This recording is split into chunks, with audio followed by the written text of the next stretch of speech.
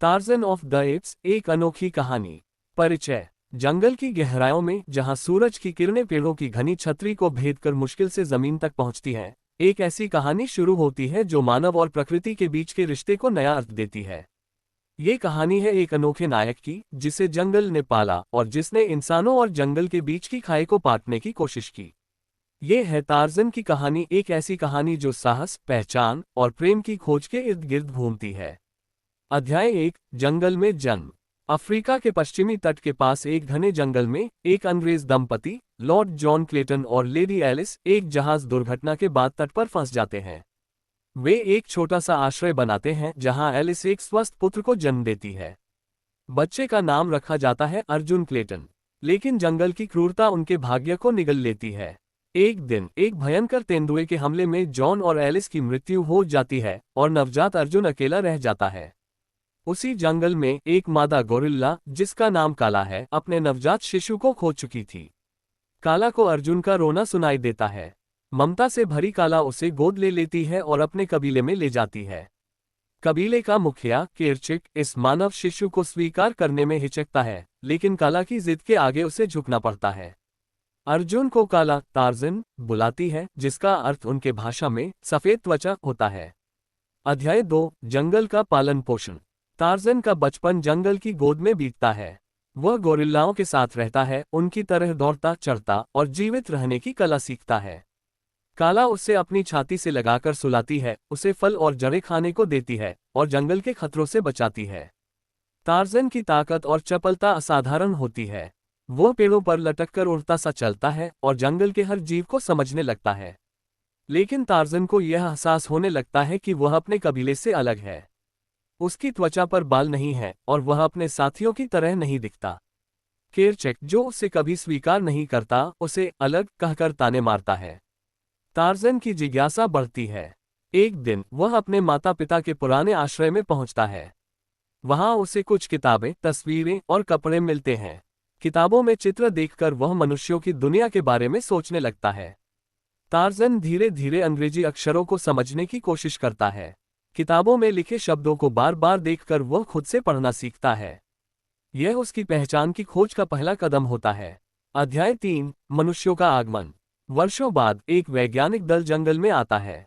इस दल में प्रोफेसर रमेश शर्मा, उनकी बेटी माया और कुछ अन्य शोधकर्ता शामिल हैं। वे जंगल के दुर्लभ प्राणियों का अध्ययन करने आए हैं। टार्ज़न, जो अब एक युवा और ताकतवर पुरुष बन चुका है, उन्हें चुपके से देखता है। माया की सुंदरता और उसकी हंसी उसे आकर्षित करती है। पहली बार वह अपने दिल में एक अजीब सी हलचल महसूस करता है। एक दिन जब माया एक जंगली सुअर के हमले का शिकार होने वाली होती है, टार्ज़न उसे बचा लेता है। माया उसकी ताकत और जंगल के साथ एकरूपता देखकर चकित रह जाती है। वह उसे जंगल का आदमी कहकर बुलाती है। टार्ज़न, जो मनुष्यों की भाषा समझने लगा है, माया से बात करने की कोशिश करता है। उसका टूटा फूटा अंग्रेजी बोलना माया को हंसाता है, लेकिन वह उसकी सादगी और साहस से प्रभावित होती है। अध्याय 4, दो दुनियाओं का टकराव। टार्ज़न अब दो दुनियाओं के बीच फंस जाता है। एक तरफ जंगल, जहां वह बड़ा हुआ और जहां उसका परिवार काला और उसका कबीला रहता है। दूसरी तरफ मनुष्यों की दुनिया, जो उसे अपनी जड़ों की याद दिलाती है। माया उसे अपने साथ शहर आने का प्रस्ताव देती है, लेकिन टार्ज़न को जंगल छोड़ने का विचार डराता है। इसी बीच केरचेक और उसके कबीले को शिकारियों का खतरा मंडराने लगता है। शिकारी जंगल के जानवरों को पकड़कर बेचने की योजना बनाते हैं। टार्ज़न को ये बात पता चलती है और वह अपने कबीले को बचाने के लिए शिकारियों से भिड़ जाता है। इस लड़ाई में वह अपनी ताकत, बुद्धि और जंगल की गहरी समझ का इस्तेमाल करता है। माया और प्रोफेसर शर्मा उसकी मदद करते हैं और अंततः शिकारियों को भगा दिया जाता है। अध्याय 5, पहचान की खोज। लड़ाई के बाद टार्ज़न को अपने माता पिता के आश्रय में एक तिजोरी मिलती है। उसमें उसे एक पत्र और कुछ दस्तावेज मिलते हैं जो बताते हैं कि वह लॉर्ड क्लेटन का इकलौता वारिस है।